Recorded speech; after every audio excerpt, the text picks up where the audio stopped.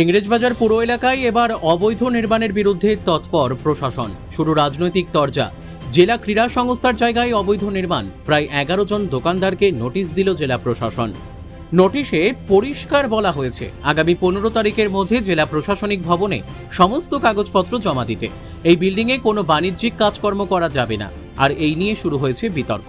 মালদার ইংরেজবাজার পুর এলাকার 8 নম্বর ওয়ার্ডে জেলা ক্রীড়া সংস্কার দপ্তর সংলগ্ন চৌধুরী ইনডোর স্টেডিয়ামের পাশেই নির্মাণ করা হয়েছে 3 তলা এই বিল্ডিং, যেখানে প্রায় 11 জন দোকানদার রয়েছে মোবাইলের দোকান থেকে রেস্টুরেন্ট।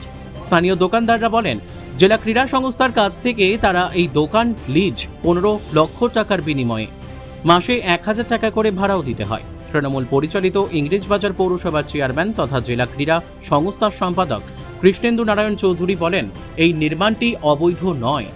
প্রথমত বলে দিচ্ছি যে আমাদের কাজটা হচ্ছে যে কোনো বিল্ডিং অবৈধ হলে সে কমপ্লেন করতে পারে, আমরা সেটা ইনকোয়ারি করে দেখবো। এটা আপনার ভালো মতো জানেন, এগুলা হাইকোর্ট, সুপ্রিম কোর্ট পর্যন্ত কেস গিয়েছে। যেটা সিভিল ম্যাটার, ওটাকে ক্রিমিনাল ম্যাটার করে দিচ্ছে, সেগুলো স্টপ হয়ে গেছে। আমাদের কাজটা কি? আমাদের কাজটা হচ্ছে প্ল্যান আসলে ইঞ্জিনিয়াররা প্ল্যান চেক আপ করে আমাদের ক্ষেত্রে আমরা সাইন করে দিচ্ছি। এই যে অম্লান বাবু এখন দেখছেন, অম্লান বাবু এই দপ্তরের দায়িত্ব ছিলেন, অনেকদিন ছিলেন। তিনি সিআইসি পিডব্লিউডি ছিলেন, উনিও এগুলা দেখেছেন। আমাদের কাছে অভিযোগ আসলেই অ্যাকশন হবে। আর যেটা ডিএস এর দেখছে ওটা ভুল বলছে।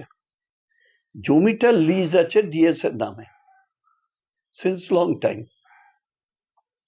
এবার ওইটাকে ওদের ধারণা দোকানদাররা এটা করেছে, দোকানদার ডিএস করেছে। আপনি ভালো মতো জানেন, এখানে যখন ওই কোর্টটা চলে আসে তখন হাইকোর্টের যিনি ইনচার্জ ছিলেন তিনি নিজে এসছেন তদারকি করতে। তখন বলছেন এসবগুলো খালি করতে হবে। কোর্টের ভিতরে অনেক গাছপালা বিক্রি হতো, সেগুলা খালি করছে। সবজিগুলো বিক্রি হতো, অনেক লয়ার বসতো, অনেক মোড়ার বসতো, সব খালি করতে বলেছে। তাদেরকে উঠিয়ে ওখানে, না হলে ডিএম অ্যাকুজ হচ্ছিল, এসপি অ্যাকুজ হচ্ছিল, আর পুরসভার চেয়ারম্যানও অ্যাকুজ হচ্ছিল। তখন আমরা বললাম এইটা ডিএস এর জায়গা আছে, এখানে আমরা করে দিই। আমরা ওখানে বসিয়েছি, ফুলের দোকান করে দিয়েছে, কোর্টের মধ্যে ছিল, জাজ কোর্টে, এটা আপনারাও দেখেছেন। সবাই ওখান থেকে ফুল নিত, এখন ওখানে সরিয়ে দিচ্ছে। ফলে আমার জ্ঞানও তো অন্যায় দেখলে সেটা যারই হোক আমি প্রতিবাদ করি। আপনি বিল্ডিংটি কোথা থেকে নিয়েছিলেন, কিভাবে নিয়েছিলেন, কতজন দোকানদার রয়েছে এখানে? এখানে দোকান রয়েছে মোট 11 জন। আমরা বিল্ডিংটা লিজ নিয়েছিলাম ডিএস এর কাছ থেকে। এই নোটিশ দিয়েছে, কি নোটিশ দিয়েছে আপনাদেরকে? নোটিশ দিয়েছে বলছে আনলিগাল বিল্ডিং। তো বললাম সেটা তো আমরা বলতে পারবো না, সেটা যার কাছ থেকে নিয়েছি বা যারা বানিয়েছে তাদের কাছে জিজ্ঞাসা করি। আমরা তো ব্যবসা করে এখানে খাচ্ছি। এখন যদি এই বিল্ডিং এর উপর কোপ পড়ে কতজন ব্যবসায়ী ক্ষতিগ্রস্ত হবেন আপনারা? আমরা সবাই এখানে যতটা দোকানদার আছি সবাই ক্ষতিগ্রস্ত হবে। টোটাল কতগুলো দোকান ঘর আছে এখানে সব মিলিয়ে? সব মিলিয়ে এখানে এই বিল্ডিং এ 11 জন দোকানদার আছে।